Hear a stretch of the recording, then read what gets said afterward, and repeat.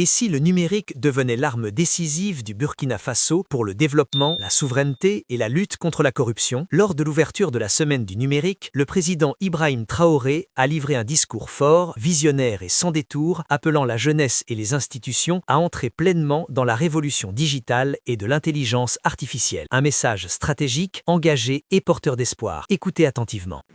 Bonjour camarades et merci à tous d'être là ce matin pour le lancement de la semaine du numérique. Merci donc au pays invité d'honneur, le Ghana.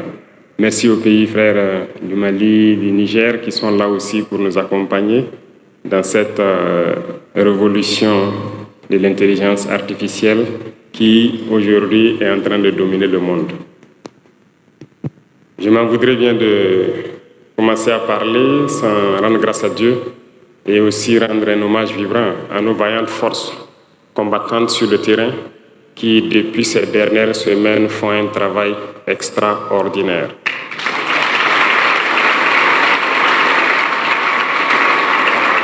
Je le dis parce que je sens de la fierté ces dernières semaines, pendant que l'ennemi croit qu'il est en train de nous faire plier. C'est en ce moment que le moral de nos hommes rebondit. Et ils font un travail exceptionnel ces dernières semaines. Et je tiens à les rendre hommage, à les féliciter. Et je souhaite donc qu'on prenne une minute de silence pour prier pour le repos des âmes de tous ceux qui ont perdu la vie dans ce combat. 20e anniversaire donc de la semaine du numérique. Cela fait des décennies, si je peux le dire, que nous célébrons donc cette semaine du numérique. Mais je pense que ce 20e anniversaire doit être l'occasion de marquer aussi une pause, de faire le point de situation, de voir où est-ce que nous en sommes pour pouvoir nous projeter dans le futur. Le Burkina Faso vient de très loin en matière de numérique. Et je peux dire que nous sommes encore très loin.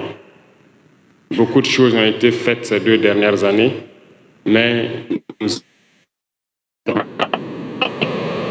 nous voulons lancer pour être à un certain niveau qui puisse nous permettre de dire qu'en 5 ans, nous avons fait un bond d'au moins 100 ans.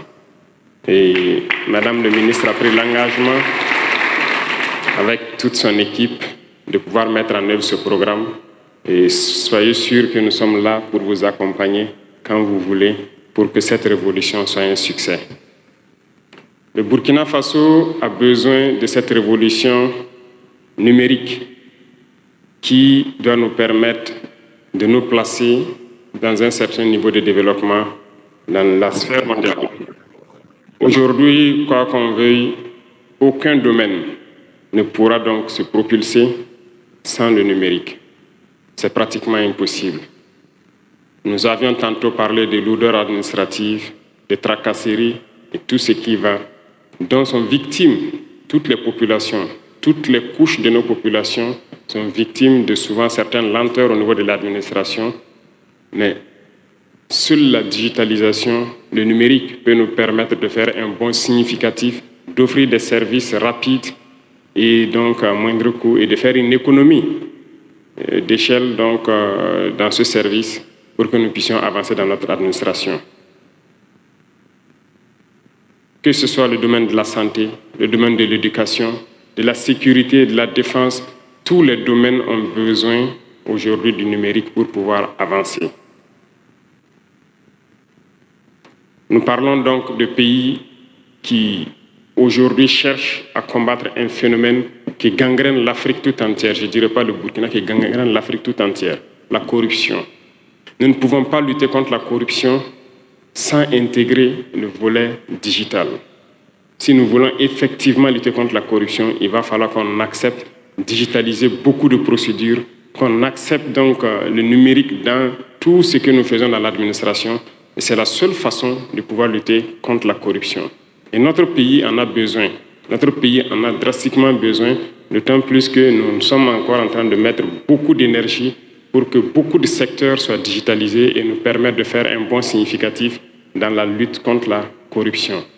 Et je vous invite donc à continuer dans ce sens, à intégrer, à fédérer tous les ministères sur les différentes plateformes que vous êtes en train de développer pour que cette lutte contre la corruption voit donc un grand avancement dans les 2-3 ans à venir.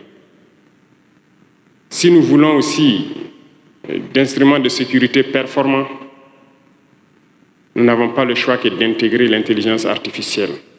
Et je pense que c'est une occasion de pouvoir aussi informer beaucoup de jeunes sur ce que c'est que l'emploi judicieux de l'intelligence artificielle, les prendre des exemples concrets.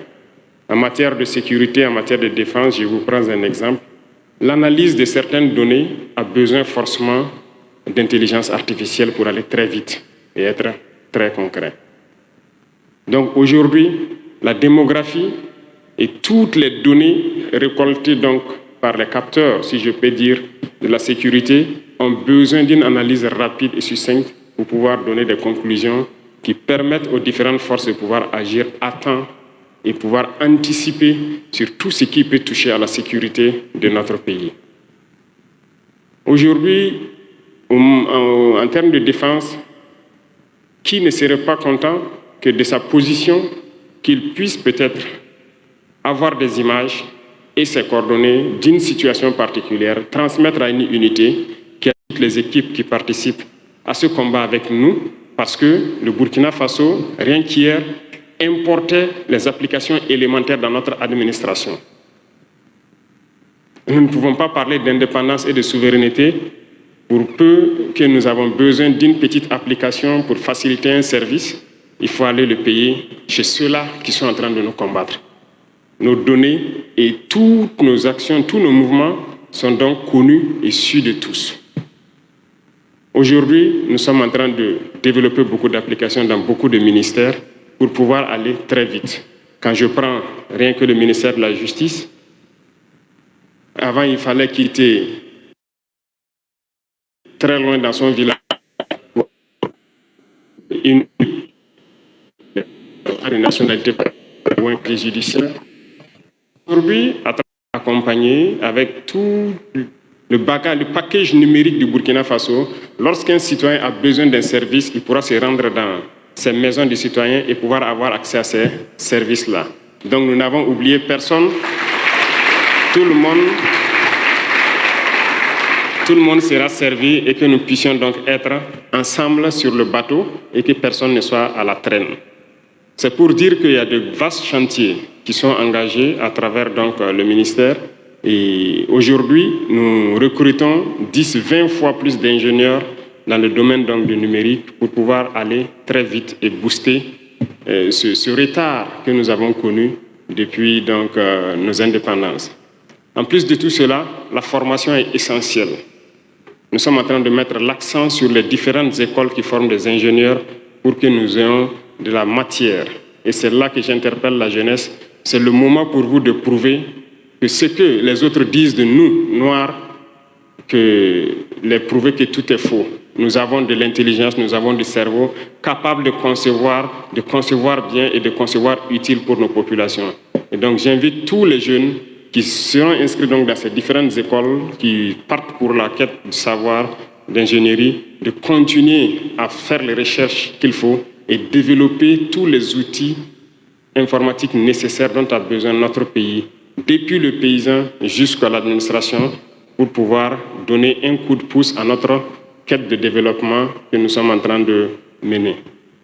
Et dans quelques semaines, s'il plaît à Dieu, nous allons lancer les travaux d'une autre académie polytechnique dans lequel donc sera intégré ce volet donc de formation sur le numérique et des ingénieurs pleins devront sortir donc de ces universités dans quelques années et pouvoir être au service donc du peuple.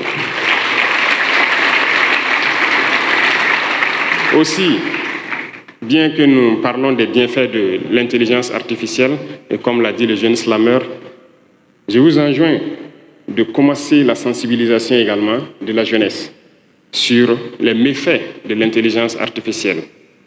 L'intelligence artificielle est un outil qui doit nous permettre d'avancer, mais pas un outil qui doit désorienter la jeunesse. Il faut l'employer à bon escient. Et ça, c'est un volet très important. Et je pense que par la sensibilisation, vous pourrez faire beaucoup de choses au sein de la jeunesse pour leur montrer les effets néfastes aussi de l'intelligence artificielle. Nous n'avons pas dit de l'exploiter à d'autres fins. Beaucoup aujourd'hui le font déjà pour escroquer des individus, pour passer pour autres personnes, et ainsi de suite, pour la désinformation et tout ce qui va.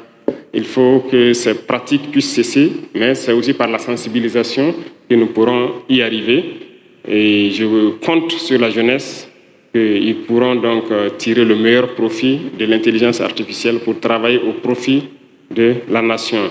Et quoi qu'on dise, certains domaines, les startups sont en train de germer un peu partout. Et ceux-là aussi doivent passer le message pour faire comprendre aux autres que c'est un domaine où l'homme peut se faire. Voilà, c'est très important. Il faut que les jeunes comprennent que créer des startups, créer des petites entreprises dans le domaine du numérique pour aider et faciliter la vie des citoyens, ça vous permet vous-même aussi de pouvoir vivre dignement au Burkina Faso. Donc j'exhorte tout un chacun à intégrer le volet donc, du numérique.